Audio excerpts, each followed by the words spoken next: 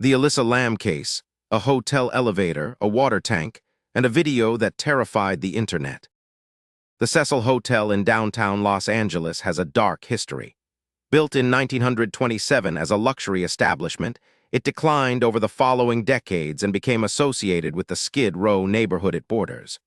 Over the years, it was the residence of serial killers Richard Ramirez and Jack Unterweger, the site of multiple murders, and the scene of numerous suicides. By 2013, when 21-year-old Elisa Lam checked in as a solo traveler from Vancouver, the hotel had become a budget lodging catering to tourists unaware of its history. Elisa Lam disappeared on or around January 31, 2013. When her parents, expecting regular contact, stopped hearing from her, they contacted the LAPD. The hotel was searched. Elisa Lam was not found.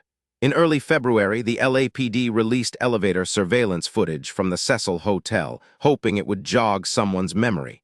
Instead, the footage became one of the most discussed and debated pieces of video ever posted to the internet. In the footage, Elisa Lam is seen entering the elevator, pressing multiple floor buttons, and then pressing herself into the corner of the elevator as though hiding from something in the hallway. She peers around the elevator door, checking the corridor.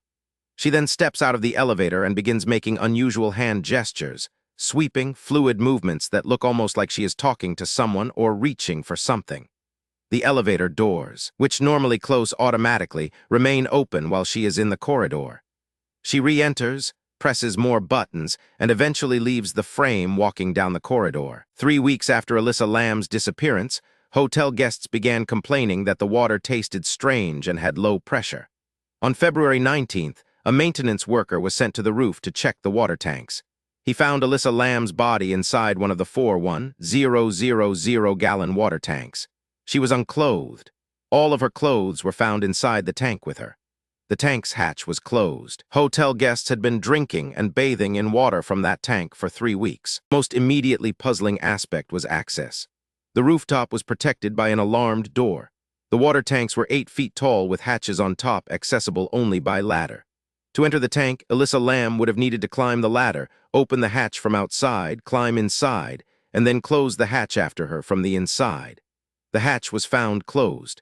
How she entered the tank and how the hatch closed has never been fully explained to everyone's satisfaction. The coroner's report ruled the death accidental drowning.